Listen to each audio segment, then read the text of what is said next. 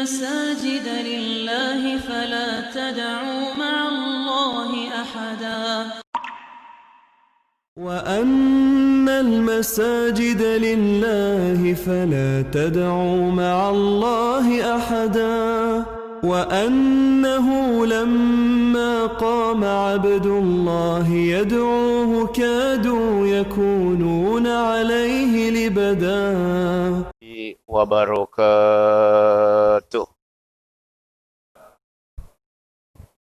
Al-Fatihah ila hadratin Nabi Muhammadinil Mustafa Rasulillah sallallahu alaihi wa alihi wasallam. Summa ila arwahi ashabi Rasulillahi ajma'in. Summa ila arwahi awliya'i wassalihin. Summa ila arwahi arba'atil mujtahidin wal ulama'il amilin. Summa ila ruhi khususan al-muallif hadzal kitab Mukhtarul Ahadisin Nabawiyah wal Waqib Masjid Al-Muhajirin. Summa ila arwahi masyayikhina fiddin. Summa ila ruhi khususan muallimina wa syekhina Sayyidul Walid Al-Habib Ali bin Abdurrahman As-Segab. Summa ila arwahi walidina wa walidikum wa amwatina wa amwatikum. Anna Allah yataghashahum birrahmati wal maghfirah wa ila hadratin nabi lahum al-fatihah. A'udzu billahi minasy syaithanir rajim. Bismillahirrahmanirrahim. Alhamdulillahi rabbil alamin. Ar-Rahmanir Rahim. Maliki yaumiddin. Iyyaka na'budu wa iyyaka nasta'in. Ihdinas siratal mustaqim. Siratal ladzina an'amta 'alaihim ghairil maghdubi 'alaihim waladdallin. Amin. Bismillahirrahmanirrahim. Alhamdulillahi rabbil alamin. Wassalatu wassalamu ala sayyidina Muhammadin asyrafil anbiya'i wal mursalin wa ala alihi wa sahbihi ajma'in. Amma ba'du. Rabbi shrah li sadri wa yassir li amri wahlul 'uqdatam min lisani yafqahu qawli. Wa qala Rasulullah sallallahu alaihi wa alihi wasallam, man salaka tariqan yaltamisu fihi ilman sahhalallahu lahu bihi tariqan ilal jannah.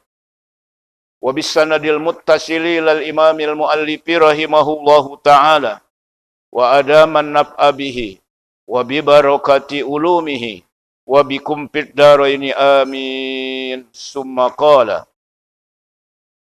Rasulullah sallallahu alaihi wasallam. Hadis yang ke-248.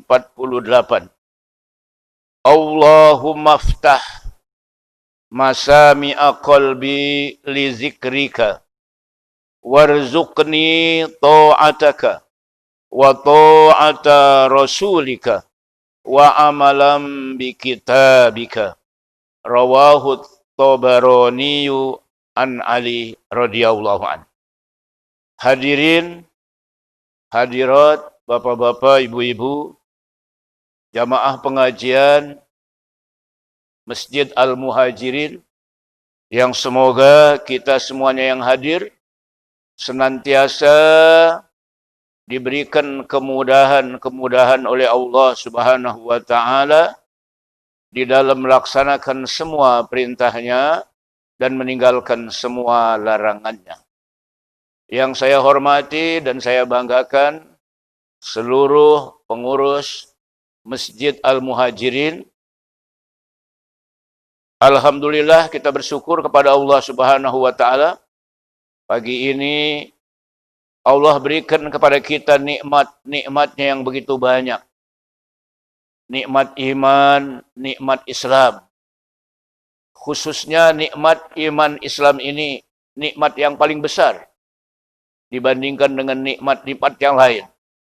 Dibandingkan dengan nikmat sehat, dengan nikmat afiat, dengan nikmat banyak duit, dengan nikmat kesegaran, kebugaran, sehingga dengan izin Allah kita sebagai seorang muslim bisa melaksanakan kewajiban kita salat subuh berjamaah. Mudah-mudahan apa yang kita lakukan semuanya diterima oleh Allah Subhanahu wa taala. Hadirin, Bapak-bapak, Ibu-ibu yang saya cintai dan saya banggakan, Kitab Mukhtarul Ahadisin Nabawiyah, hadis yang ke-248, masih mengenai doa. Doa itu penting.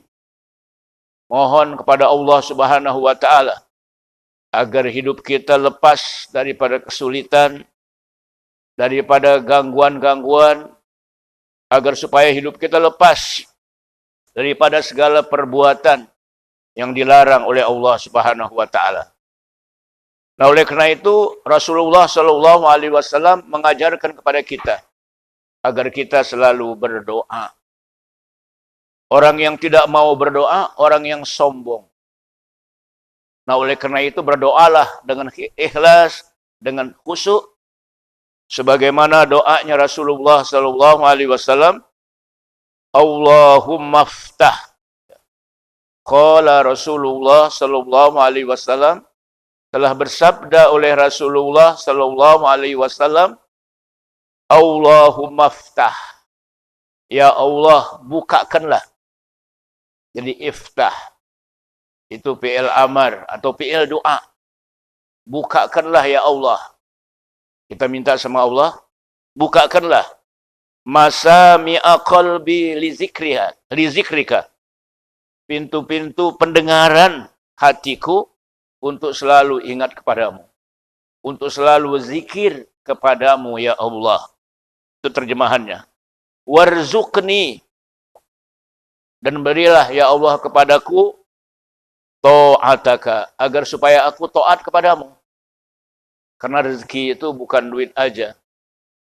Rezeki itu bukan hanya yang zahir saja. Tapi yang lebih penting lagi, yang namanya rezeki itu adalah ketaatan kepada Allah. Itu juga sebuah rezeki yang sangat mahal nilainya dibandingkan rezeki yang bernama materi. Oleh karena itu doa minta supaya Allah berikan rezeki kepada kita selalu taat kepada Allah Subhanahu wa taala. Wa ta'ata rasulika, dan juga mentaati rasulmu. Wa amalan bi kitabika, mengamalkan kitabmu yaitu Al-Qur'an yang diturunkan oleh Allah Subhanahu wa taala kepada nabi kita Muhammad sallallahu alaihi wasallam, yang merupakan pegangan hidup kita. Rawahu Tabarani, hadis riwayat Imam Tabarani an Ali radhiyallahu an, dari Ali radhiyallahu an. Apa maksud daripada doa ini? Maksud dan tujuan daripada doa ini, kita punya hati selalu pendengarannya dibuka. Di samping pendengaran yang zahir, telinga kita ini, tapi juga pendengaran hati. Supaya antara pendengaran yang zahir berupa telinga kita nyambung dengan hati kita. Sebab di sana ada orang yang telinganya dengar, paham, ngerti yang disampaikan, ya nasihat-nasihat agama, tapi hatinya nggak nyambung. Mengapa hatinya nggak nyambung? Mungkin saja hati ini punya kotoran. Mungkin saja hati ini sinarnya gelap. Karena hati itu sebuah fisik dalam artian kabat. Dalam bahasa Arab itu yang namanya fisik, ya yang kelihatan, yang ada di sebelah kiri kita. Dan hati itu kalau kambing itu dimakannya enak. Kerbau, sapi, itu yang secara fisik. Tapi hati yang non fisik memang tidak bisa kita lihat dengan mata kepala kita. Merupakan sinar. Dan sinar itu melewati kaca hati. Nah, bila orang yang punya hati itu melakukan kemaksiatan, maka kaca hati itu akan ada noda hitam. Semakin banyak dia berbuat maksiat, semakin banyak dia durhaka kepada Allah, maka titik noda hitam itu semakin banyak. Ketika titik-titik noda hitam itu banyak, sinar yang keluar dari hati itu gurem. Tahu nggak apa artinya gurem? Gurem gitu ya, gelap. Ada sih sinarnya, cuma nggak terang karena ditutupi oleh yang namanya titik-titik noda yang menutupi kaca hati. Seperti lampu ini, kemudian ada kacanya, kemudian lampu itu bersinar. Kalau lampu itu banyak kotoran-kotorannya, noda-noda hitam, kira-kira sinarnya terang apa enggak? Pasti sinarnya tidak terang, agak gurem. Nah, kalau orang bila kaca hatinya banyak noda-noda, sinarnya gurem, ibadahnya segen banget. Mau berangkat untuk ikut sholat subuh, gerimis. Kemudian begitu gerimis, ditadain tangannya. Ya enggak? Dalam hatinya ngomong, berangkat jangan berangkat. Berangkat jangan berangkat. Kita kira-kira yang menang berangkatnya apa jangannya? Bisa jangan ya, yang menang. Bahkan dia ngambil kesimpulan sendiri. Biasanya Ustadz kalau gerimis ini kagak datang. Padahal Ustadznya pakai mobil kan. Datang. Udah ngambil kesimpulan sendiri. Ada nggak kira-kira jamaah yang kayak begitu? Nggak ada. Alhamdulillah nggak ada di Al-Muhajirin. Paling kalau nggak satu dah. Kalau nggak satu, dua. Kalau nggak dua, tiga. Banyak amat Ustadz. Nah oleh karena itu, marilah kaca-kaca hati kita yang penuh dengan noda-noda itu, kita hapus. Dengan apa kita hapus? Dengan banyak istighfar. Bertobat kepada Allah Subhanahu wa Ta'ala. Banyak berzikir. Maka kaca-kaca hati yang tertutup oleh noda-noda itu menjadi bersih. Karena itu dosa, kita bertobat kepada Allah menjadi bersih kaca-kaca hati.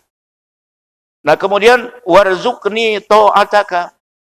Berilah rezeki kepadaku sehingga aku mudah untuk taat kepada engkau. Orang kalau merasa manis, enak, ya, kalau dia taat kepada Allah itu, rasanya ingin terus bertambah taatnya. Kalau sekali aja dia lalai, ataupun terlewat kepada ketaatan kepada Allah, menyesalnya selama-lamanya. Itulah orang yang ahli iman, orang yang ahli ibadah. Nyesel banget gitu. Kenapa? Karena satu lolos daripada berbuat ibadah, ketaatan kepada Allah. Kemudian wa ta'ata rasulik, dan juga taat kepada rasulnya. Sunnah-sunnah rasul kita laksanakan. Banyak sunnah-sunnah rasul itu. Di antaranya mujalasatus sholihin, duduk bergaul bersama orang-orang baik. Yang kedua, menghidupkan sunnah-sunnah rasul. Di antaranya majelis taklim. Bahkan sunnah-sunnah rasul yang paling besar. Syiar-syiar Islam yang paling besar adalah majelis taklim. Majelis ilmu.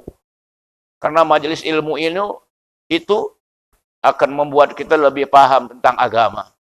Akan membuat kita bisa mengerti tentang ajaran agama. Sehingga ibadah yang kita lakukan sesuai dengan apa yang dicontohkan oleh Nabi kita Muhammad sallallahu alaihi wasallam. Kemudian wa amalan bi kitabik, mengamalkan Al-Qur'an, kitabmu yang diturunkan kepada Nabi kita Muhammad sallallahu alaihi wasallam. Oleh karena itu Al-Qur'an jangan sampai kita tidak baca setiap hari. Karena orang kalau nggak baca Al-Qur'an satu hari saja dosa besar. Percaya?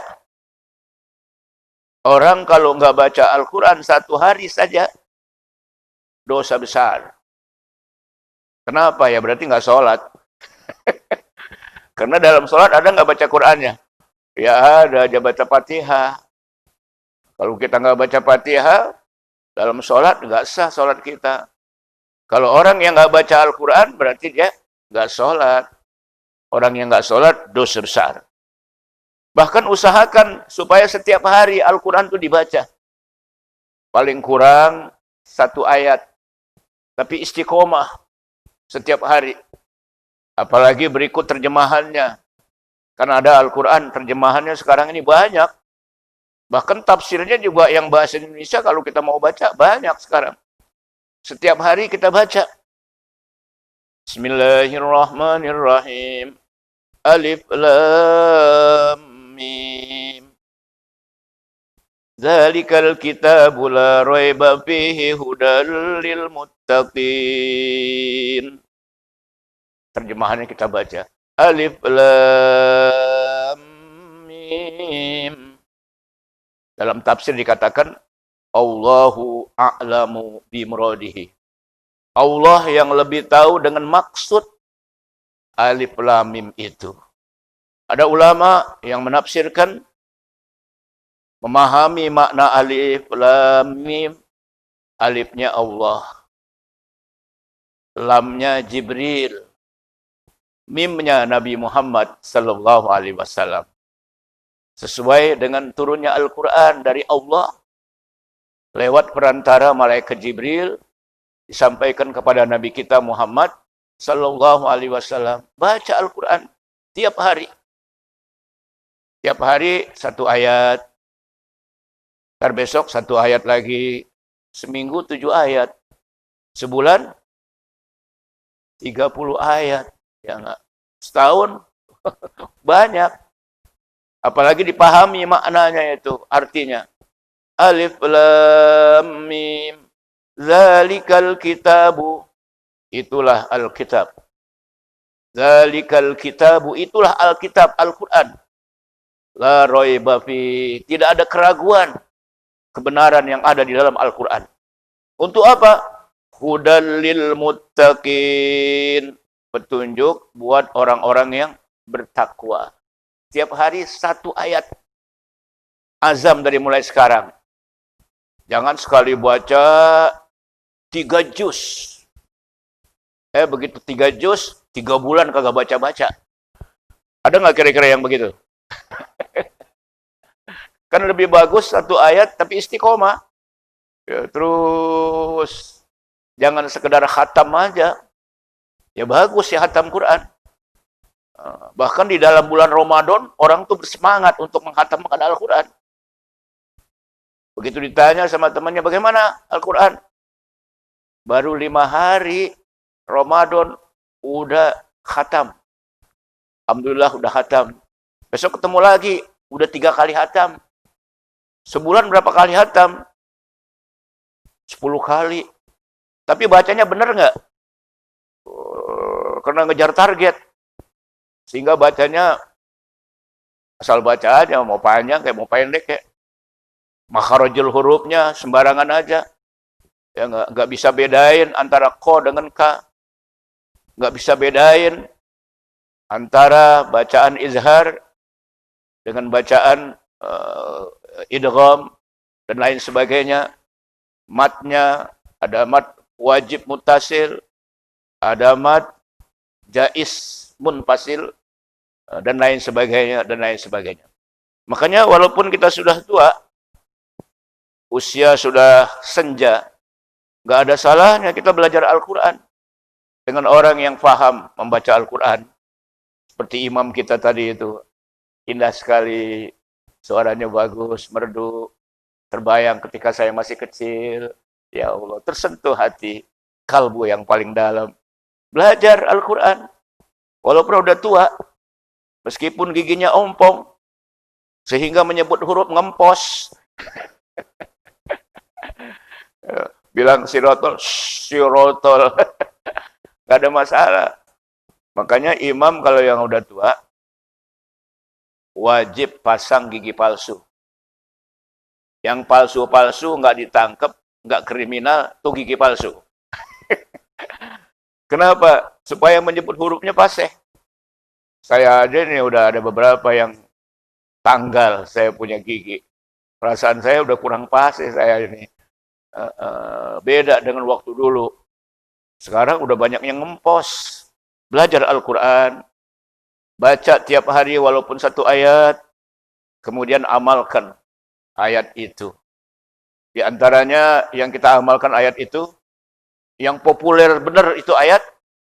Ya ayyuhallazina amanu ku anfusakum wa ahlikum naro wa quduhan nasu wal hijarah 'alaiha malaikatun ghilazun shidadun la ya'sunallaha ma amarahum wa yaf'aluna ma yu'marun.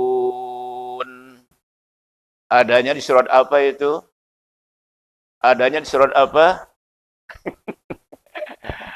Adanya di surat apa? Siapa yang bisa jawab? Hadiahnya umroh. Hitung sampai 3. 1, 2, 3. Ya kagak ada. Surat At-Tahrim ayat 6. Apa tuh terjemahannya?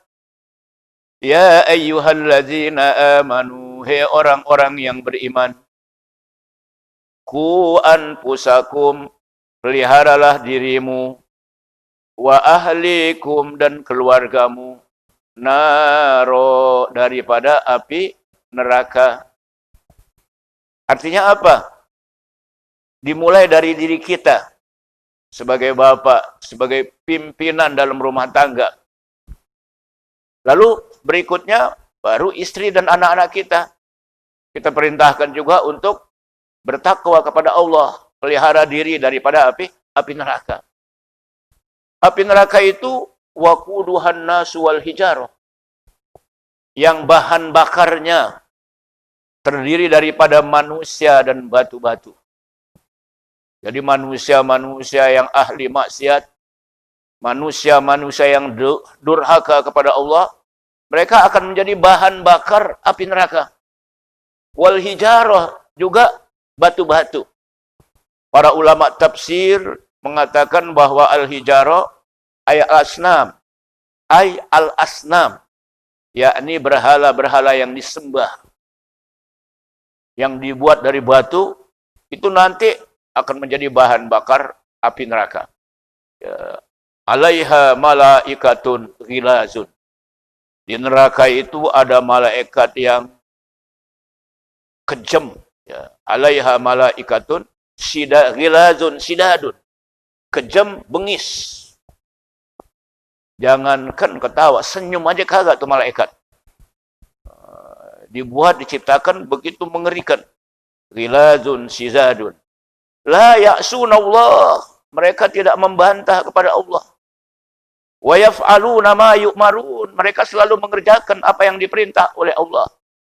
Itulah malaikat yang akan menyiksa orang-orang yang tidak memelihara dirinya dan keluarganya daripada api neraka. Pahamin itu. Kalau itu kita amalkan, waduh luar biasa itu. Dimulai dari diri kita.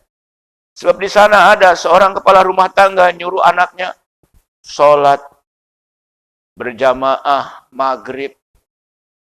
Makanya di musola, di masjid, di satu daerah, kalau maghrib tuh yang sholat kebanyakan anak-anak. Bapaknya kadang-kadang datang, kadang-kadang kagak. Di sini begitu nggak? Enggak ya. Banyak kan anak-anak. Karena anak-anaknya disuruh sama bapaknya. Ya anak-anak, ayo ke musola, ke masjid, sholat maghrib berjamaah. Nah anak nurut.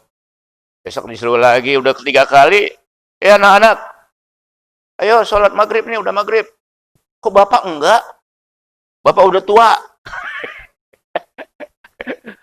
Anak-anak bisa protes sama bapaknya. Jangan nyuruh doangan. Tapi anak sendiri disuruh, dirinya sendiri tidak melaksanakannya. Ada nggak bapak yang kayak begitu?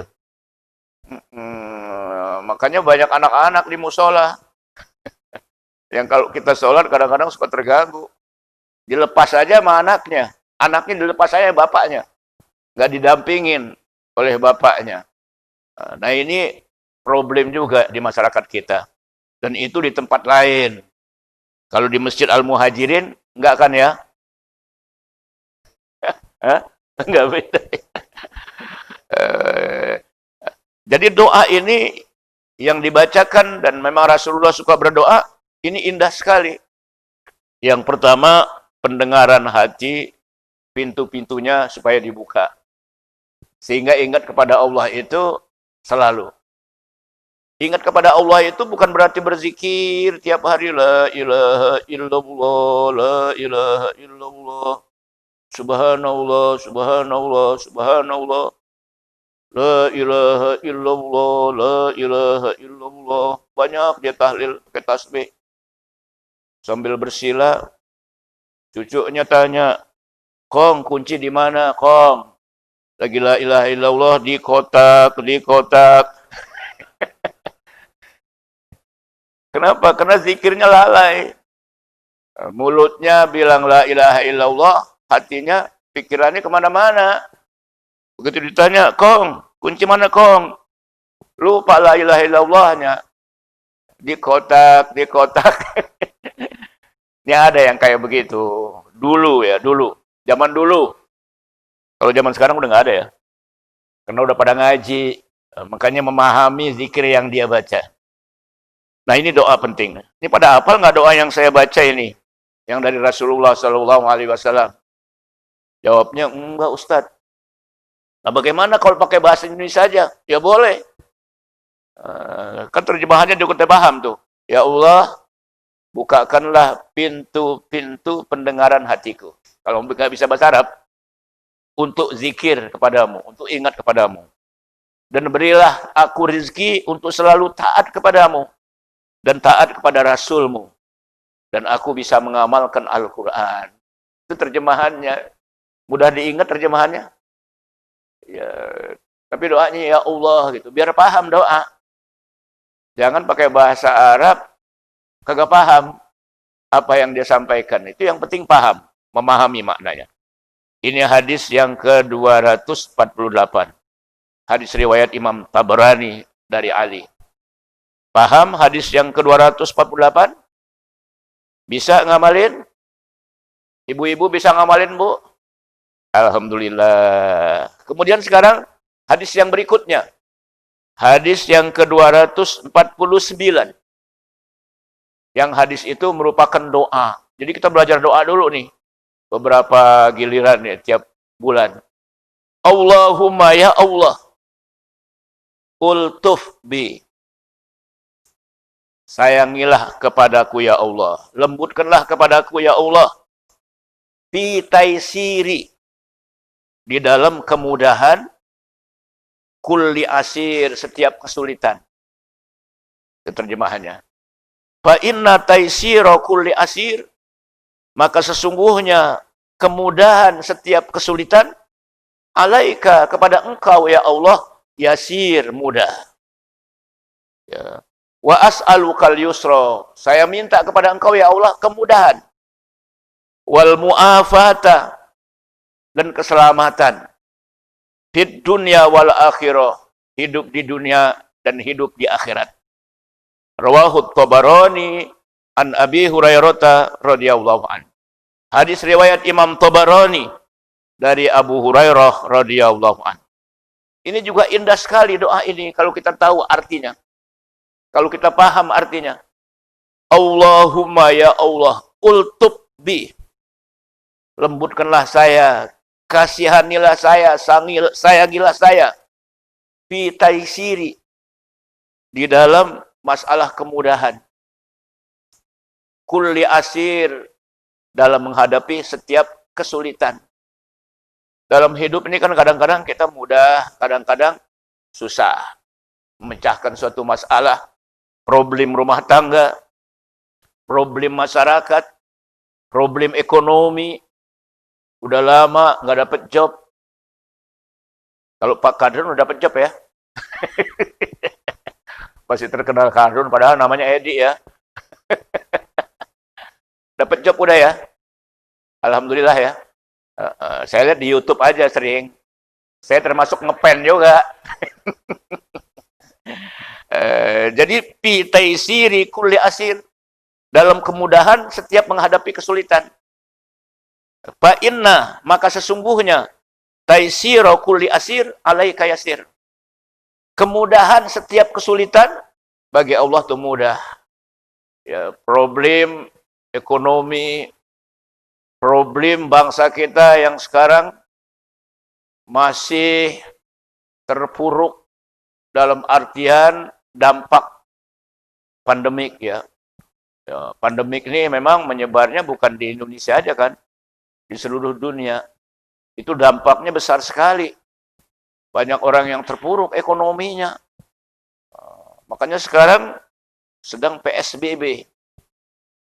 PSBB terjemahannya apa sih artinya? Singkatannya PSBB, pembatasan sosial berskala besar. Tuh. Bahkan sekarang ini hadirin sekalian, banyak ulama-ulama yang meninggal dunia. Kemarin yang meninggal dunia Syekh Jabir. Itu ulama yang terkenal dari Madinah, kawin sama orang Lombok. Dan dicintai, disenangi. Walaupun kemarin sebelumnya dia pernah ditusuk. Daerah mana itu? Lampung, bayangin. Terus nggak lama kemarin, Al-Walid, Al-Habib Ali bin Abdurrahman As-Sigab, beliau guru saya, dan saya ngaji sama beliau. Dan saya kalau ketemu dengan beliau, beliau kenal dengan saya. Bukan sekedar saya kenal dari jauh, akrab saya. Keluarga saya juga beliau kenal tuh. Tapi beliau memang sudah sepuh, hampir 80-an mungkin usianya. Dan saya kenal lama sekali. Dan saya ngaji sama beliau. Makanya begitu saya bacakan Fatihah, keluar air mata saya sedih. Beliau ulama besar, terkenal, jamaahnya tuh ribuan. Bahkan penggagas melaksanakan subuh gabungan itu di masjid-masjid. Yang pertama beliau itu keliling Pulau Jawa, Indonesia mungkin. Itu luar biasa, saya sedih. Al-Habib Ali bin Abdurrahman As-Sigab meninggal dunia. Dulu bapaknya Habib Rahman. Waktu meninggal juga saya datang, saya ngelawat. Kalau kemarin, enggak. Kenapa? Di WA, cukup jamaah dari rumah aja katanya.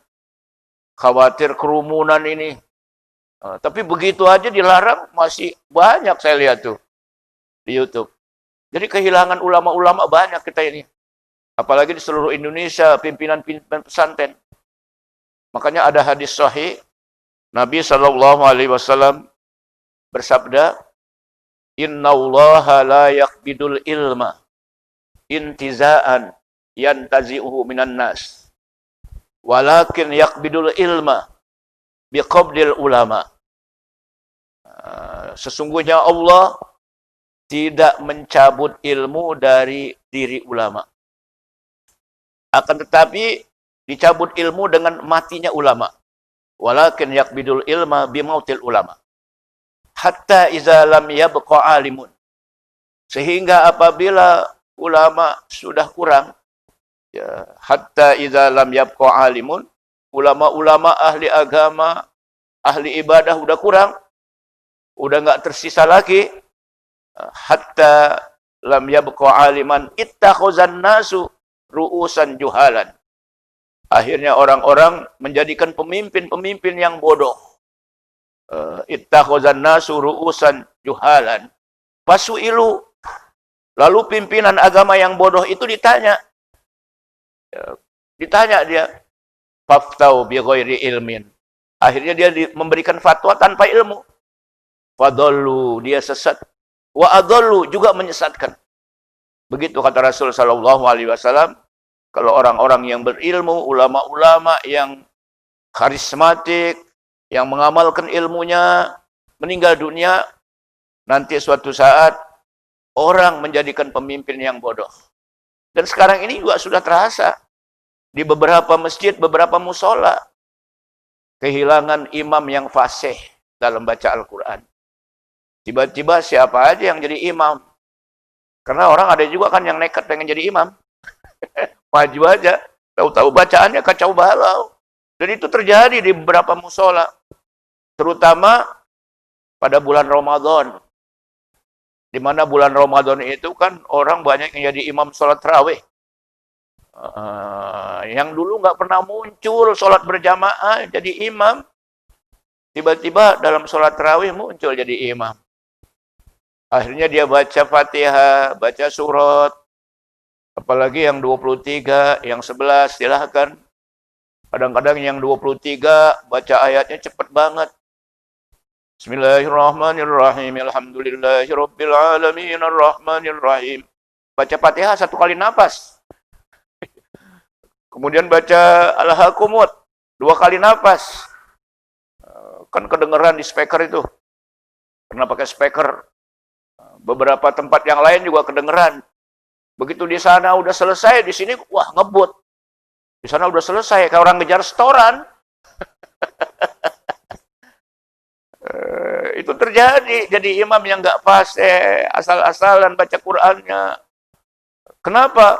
Ya karena nggak ada lagi yang lain. Tapi kalau di Al-Muhajirin stok imamnya banyak ya, alhamdulillah. Dan saya sendiri ini alhamdulillah dipercaya oleh masyarakat untuk selalu jadi imam. Bahkan saya pernah jadi imam di Masjidil Haram. Di Masjid Nabawi juga pernah saya jadi imam.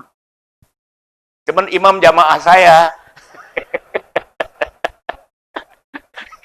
Ya kalau imam yang di Masjidil Haram itu orang pilihan, 30 juz hafal. Paham artinya, kalau saya sih nggak ada potongan.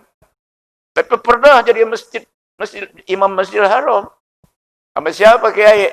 Sama jamaah saya sendiri. Saya datang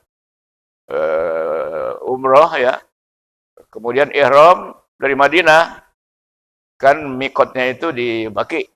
Maaf, bukan salah. Mikotnya itu kan di Zulhulaifah atau Bir Ali. Di Bir Ali. Kemudian begitu sampai di Masjidil Haram udah terlambat kita. Udah selesai. Jamaah saya belum sholat Isya di Masjidil Haram. Udah kejar kasih jadi imam. Jadi imam saya di Masjidil Haram. Jamaah mula-mula terkecoh kali. Pikirannya, waduh, guru gua jadi imam Masjidil Haram. Padahal buat jamaah sendiri. Kan kagak bohong kan? Jadi kalau alim ulama sudah pada meninggal, orang-orang yang berilmu sudah pada meninggal, nanti orang menjadikan pemimpin yang bodoh. Pemimpin yang bodoh itu kalau diminta fatwa dengan kebodohan. Memberikan fatwa dengan kebodohan. Kalau sekarang alhamdulillah sih masih banyak. Dan dia sesat, menyesatkan. Dan ini akan terjadi suatu saat. Sekarang aja sudah mulai sedikit-sedikit. Nah oleh karena itu, banyaklah baca Al-Quran. Hadirin sekalian, nah jadi doa supaya kesulitan jadi mudah, ini penting. Bahasa Indonesianya, ya Allah, ya, kasihanilah saya di dalam kemudahan setiap kesulitan.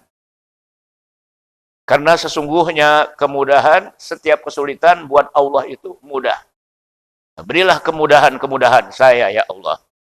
Wa as'alukal yusra, saya minta kemudahan supaya mudah. Cari duit gampang, didik anak gampang, belajar agama gampang, macam-macam untuk keperluan kita ini diberikan kemudahan. Itu yang paling penting. Memecahkan masalah, problem hukum, problem masyarakat, macam-macam problem, sulit memecahkannya. Gimana? Kita minta kepada Allah. Karena yang mudah itu Allah yang memberikan kemudahan. Dan semuanya itu nggak ada yang sulit buat Allah. Kalau Allah mengatakan iza aradallahu kun fayakun. Mana itu? Iza aradallahu syai'an ayyakula lahu kun fayakun. Apabila Allah mengkehendaki sesuatu, lalu Allah katakan kun. Hanya 2 huruf, kaf sama nun. Jadi, fayakun, maka jadi. Semua persoalan tuh yang mudah tuh Allah. Yang sulit kita. Jadi minta kemudahan dari Allah. Nggak kebayang, gue bisa jadi presiden apa kagak ya? Tapi ngukur juga. Jangan jalurnya nggak ketemu, pimpinan partai politik bukan, pengen jadi anggota DPR, nggak ketemu. Jadi sunatullahnya dilaksanakan dulu. Kalau sunatullahnya kagak dilaksanakan, nggak mungkin terjadi. Apa yang dimaksud sunatullah? Prosedurnya. Saya ingin jadi anggota DPR. Ya harus punya modal, punya rekan, punya pendukung, punya partai. Ya, kalau mandiri misalnya, calon mandiri, bisa teman-teman kita kondisikan usaha. Kelihatannya sulit karena saingan banyak. Minta sama Allah. Insya Allah, Allah akan berikan apa? Kemudahan. Karena buat Allah, sesuatu yang sulit nggak ada. Mudah semuanya bagi Allah. Jadi mintalah kepada Allah. Wa as'alukal yusra. Saya minta kepadamu ya Allah kemudahan. Wal mu'afata. Dan keselamatan. Di mana? Di dunia, wal akhirah, dan di akhirat. Nah ini hadis riwayat Imam Tabarani dari Abu Hurairah radhiyallahu anhu. Kemudian sekarang hadis yang ke-251. Hadis yang ke-249 kira-kira bisa ngamalin? Walaupun tidak pakai bahasa Arab doanya, pakai bahasa yang kita bisa, mau bahasa Jawa kek, mau bahasa Sunda kek. Allah Maha Faham. Daripada bahasa Arab kita nggak ngerti. Cuma baca doang tapi nggak ngerti. Paling yang kita ngerti doa bahasa Arab dari Al-Quran. Rabbana atina fid dunya hasanah wa fil akhirati hasanah wa qina adzabannar. Pada paham nggak artinya itu? Paham semuanya. Bahkan itu doa sapu jagat. Mencakup seluruhnya. Ya Rabbana atina fid dunya hasanah. Ya Allah, berikanlah kepada kami hidup di dunia ini baik. Wa fil akhirati hasanah, hidup di akhirat juga baik. Wa qina adzabannar, peliharalah kami daripada siksa api neraka. Apa yang dimaksud fid dunya hasanah? Punya istri solehah, tuh, hasanah. Kemudian rezekinya walaupun sedikit berkah. Daripada banyak nggak berkah. Mendingan mana sedikit berkah, banyak nggak berkah? Pasti jawabnya banyak berkah. Serakah amat sih.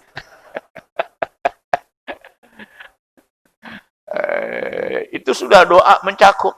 Kalau mau khusus kita nggak bisa bahasa Arabnya. Ya, karena memang kita nggak belajar bahasa Arab. Pakai bahasa Indonesia. Yang saya sampaikan itu, pokoknya pengertiannya aja. Ya Allah, berikanlah kemudahan kepada saya dalam usaha ini. Sesungguhnya kemudahan itu ada padamu. Dan kamu itu tidak ada yang sulit untuk mencapai suatu kemudahan. Tidak ada yang sulit bagi Allah untuk mencapai kemudahan. Saya selalu minta kemudahan, ya Allah. Berilah keselamatan hidup di dunia maupun di akhirat. Kemudian sekarang hadis yang ke-250. Qala Rasulullah sallallahu alaihi wasallam. Telah bersabda oleh Rasulullah sallallahu alaihi wasallam. Allahumma, ya Allah. Allahumma itu artinya ya Allah. Aghnini, berikanlah kecukupan kepada saya. Bil ilmi, dengan punya ilmu. Ya, kecukupan ghina ya, kaya ya. Kecukupan bil ilmi, ilmu. Dan orang yang berilmu itu sebetulnya nggak ada cukupnya. Semakin dia belajar, semakin kurang ilmu. Nah, kita nggak boleh merasa cukup ilmu. Saya mah udah banyak ilmu saya. Ya kan di atas langit ada lagi langit. Nggak cukup S1. Usahakan supaya S2. Nggak cukup S2, S3, doktor. Nggak cukup doktor, profesor. Itu namanya orang yang tidak puas dengan ilmu. Nggak cukup profesor, di atas profesor ada lagi nggak ya? Nggak ada lagi ya. Mentok udah. Mentok. Kalau kiai ya ilmu agama, itu nggak mentok. Semakin kita pelajari, semakin kurang. Orang yang haus dengan ilmu, semakin kurang. Terus dia belajar. Terus dia belajar. Kata Rasulullah SAW, utlubul ilma minal mahdi ilal lahdi. Tuntutlah ilmu, atau carilah ilmu dari buayan sampai ke liang lahat. Utlubul ilma minal mahdi ilal lahdi. Tuntutlah ilmu dari buayan. Dari buayan dari kecil. Ya enggak? Minal mahdi ilal lahdi. Sampai liang lahat. Sampai mati maksudnya. Dari di bedong sampai di bedong. Paham omongan saya? Kan pada waktu kecil kita di bedong kan? Itu bahasa Betawi bedong. Bahasa Jawanya apa itu bedong itu? Sama ya. Di bedong. Sampai di bedong lagi. Kapan di bedong lagi kita? Kalau mati kita di bedong. Siapa yang bedong? Pak Amil. Jadi tuntutlah ilmu dari di bedong sampai di bedong lagi. Jadi ilmu itu tidak akan ada habisnya, terus kita tuntut. Orang yang berilmu itu semakin kurang dia ilmunya. Baik, ya Allah, berilah kecukupan saya dengan ilmu pengetahuan. Wa zayyinni, dan hiasilah saya, hidup saya, bil hilmi. Hilmi itu dalam bahasa kita nggak lekas marah. Dia nilainya lebih tinggi daripada sabar. Orang yang sabar itu indah, baik, mulia, terpuji. Tapi ada lagi yang lebih tinggi nilainya daripada sabar. Apa? Hilim. Karena hilim itu sifat Allah. Hilim itu artinya tidak lekas marah. Sabar dan tidak lekas marah. Sekarang kan banyak orang yang lekas marah. Ya, itu namanya nggak hilim. Orangnya sih sabar, cuman sumbu pendek. Sumbu pendek. Tapi kalau orang yang bersifat hilim, dia lembut, tidak lekas marah. Kalau ada perkataan yang menyinggung, dia sabar, ya nggak ngancem, nggak apa. Ntar lo kapan-kapan gue sikat lo. Dia sabar. Kalau ada tetangga yang cerewet, sabar. Kalau kebetulan ya nauzubillah min dzalik, dipermalukan di depan umum, sabar. Ya sabar juga dalam arti berbuat untuk menghindar. Jangan mentang-mentang sabar. Ya sabar banget. Bapaknya anak-anak mah sabar banget. Nggak tahu marah. Istrinya nggak pulang 5 hari nggak marah. Itu salah pasang sabarnya itu. Masa istri kagak pulang nggak ada beritanya sabar. Anak-anak nggak sholat sabar banget. Nggak tahu marah. Ada nggak bapak-bapak yang kayak begitu? Diem aja. Itu mah bukan sabar namanya. Goblok dan blow on. Nah, jadi hiasilah diri saya, ya Allah, bil ilmi. Dengan sifat lembut. Tidak lekas marah. Jadi orang yang sabar. Wa akrimni. Dan muliakanlah saya bit taqwa. Dengan ketakwaan. Orang kalau yang bertakwa, mulia. Di sisi Allah maupun di sisi manusia. Takwa itu apa sih artinya takwa?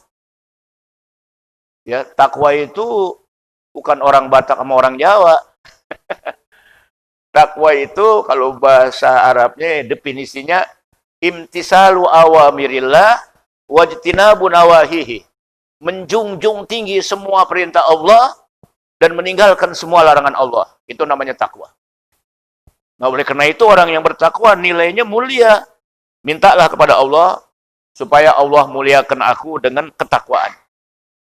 Wajammilni, dan indahkanlah aku bil afiyah, dengan kesehatan. Ternyata karena kesehatan tuh nilainya juga tinggi. Duit banyak, badan sehat, makan enak, tidur enak. Ya, ada orang duitnya banyak, sakit-sakit dulu, makan sate nggak boleh, darah tinggi, makan garam nggak boleh, padahal duitnya banyak, kan nggak enak. Yang paling enak kan badan sehat, duit banyak, istri, ya jangan dong. Ibu-ibu merengut tuh. Bil afiyah ya. Jadi juga jambil nih bil afiyah, hiasilah diri saya dengan kesehatan jasmani, kesehatan rohani. Kemudian berikutnya rawahu Ibnu Najjar an Ibni Umar radhiyallahu anhuma. Hadis riwayat Ibnu Najjar dari Ibnu Umar radhiyallahu anhuma. Ibnu Umar namanya Abdullah. Bapaknya Sayyidina Umar. Abdullah bin Umar. Tapi orang menyebutnya Ibnu Umar aja. Anaknya si Umar. Shadaqallah wa shadaqa Rasulullah sallallahu alaihi wasallam. Saya kira cukup. Hampir jam 6 kurang 10 menit. Mungkin ada yang mau tanya. Ya silakan Pak. Ayat Quran ya. Tapi disebutkan ayatnya apa, suratnya apa. Biar jelas gitu. Gimana?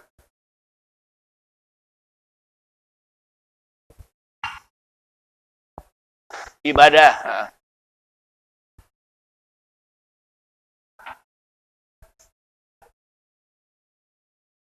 Oh ya. Ya. Waalaikumsalam warahmatullahi wabarakatuh. Ibadah itu menurut para ulama ada ibadah yang mahdhu, ada ibadah yang ghairu mahdhu. Kalau ibadah yang mahdhu itu ibadah yang sudah ada ketentuannya dari Allah dan Rasulnya. Misalnya sholat 5 waktu, sholat sunat, puasa, zakat, haji, itu semua disebut ibadah yang mahdhu. Ada ibadah yang ghairu mahdhu. Misalnya kita cari nafkah, berbuat baik kepada orang, walaupun nggak ada contohnya dari Rasulullah, tapi itu baik, maka itu disebut juga nilai ibadah. Nah, ibadah sosial itu sesuatu yang penting. Artinya ibadah yang hablum minan nas. Kan ada 2 yang harus kita laksanakan. Hablum minallah wa hablum minan nas. Nah, ada orang hablum minallah ya bagus, tapi ibadah sosialnya kurang. Islam mengajarkan ibadah sosial. Contohnya ngeluarin zakat, berinfak, membantu orang miskin, membantu orang yang susah, itu kan ibadah sosial. Dan itu Islam sangat mementingkan tentang ibadah sosial. Hablum minallah wa hablum minan nas. Itulah makna ibadah sosial. Kedua-duanya penting. Ada orang baik, rajin. Menurut ukuran manusia itu dia bagus. Dia ngomong, gue mah biar nggak sholat sama orang baik. Daripada lu sholat sama orang nggak baik.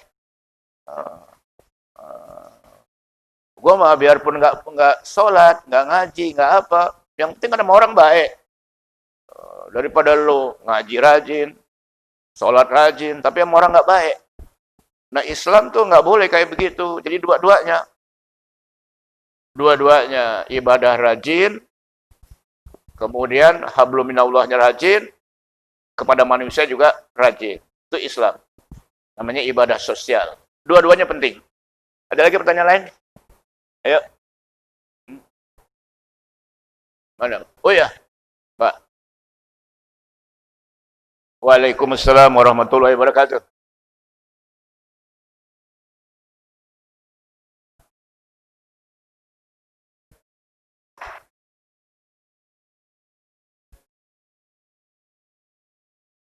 Saya pendengarannya emang kurang bagus nih. Tolong dijelaskan.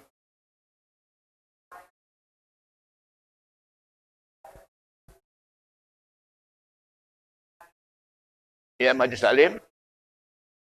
Ya, betul. Oh iya.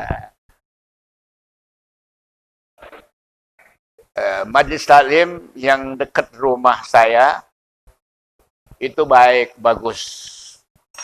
Yang jauh dari rumah saya juga bagus. Jadi dua-duanya kita hadiri. Cuma memang, mohon maaf, ada juga orang yang nggak cocok sama ustadznya lah.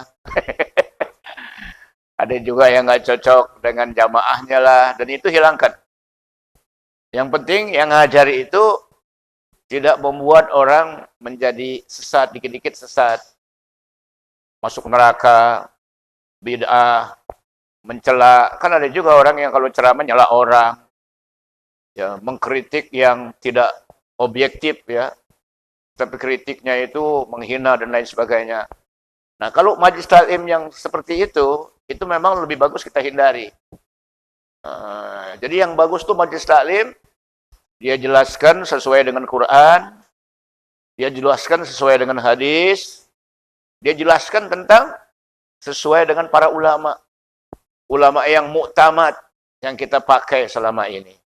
Nah, itulah yang paling bagus. Mau dekat rumah kita boleh, mau jauh juga boleh. Malah kalau jauh, langkahnya itu nilainya lebih banyak. Setiap satu langkah itu satu kebaikan. Setiap satu langkah itu satu dosa dihapus. Makin banyak langkahnya, makin banyak pahalanya. Makin banyak dosanya yang dihapus. Itu kalau jauh kita. Tapi yang dekat juga jangan kita cuekin, tetap kita hadiri. Jangan sampai timbul fitnah, ya enggak? Jadi dua-duanya majlis taklim itu baik. Sepanjang itu mengajarkan kebaikan-kebaikan sesuai dengan Quran, sesuai dengan hadis, sesuai dengan apa yang dijelaskan oleh para ulama. Itulah jawaban saya. Saya kira cukup ya, udah jam 6. Dan kita mohon kepada Allah. Yang pertama, kita mohon supaya bangsa kita ini bangsa yang keluar dari pandemik, ya. Bangsa yang bersatu. Bangsa yang membangun bangsa ini. Jangan sampai terjadi pecah belah. Kemudian yang kedua, kita mohon kepada Allah agar kita semua yang hadir, keluarga kita semuanya selalu mendapat taufik dan hidayah dari Allah Subhanahu wa taala, diberikan kemudahan-kemudahan untuk mencari ilmu, mencari rezeki, dan hidup kita semuanya penuh dengan keberkahan. Kita meninggalkan dunia ini husnul khatimah. Bismillahirrahmanirrahim. Alhamdulillahirabbil alamin. Allahumma shalli ala sayyidina Muhammad wa ala ali sayyidina Muhammad. Rabbana anfa'na bima 'allamtana. Rabbi 'allimna allazi yanfa'una. Rabbi faqihna wa faqih ahlana wa qarabatin lana fi dinina ma'a ahlil kutri unsa wa zakar. Wa sallallahu ala sayyidina Muhammad wa alihi wa sahbihi wa sallam. Walhamdulillahi rabbil alamin. Terima kasih, mohon maaf. Wassalamualaikum warahmatullahi wabarakatuh. وأن المساجد لله فلا تدعوا مع الله أحدا وأنه لما قام عبد الله يدعوه كادوا يكونون عليه لبدا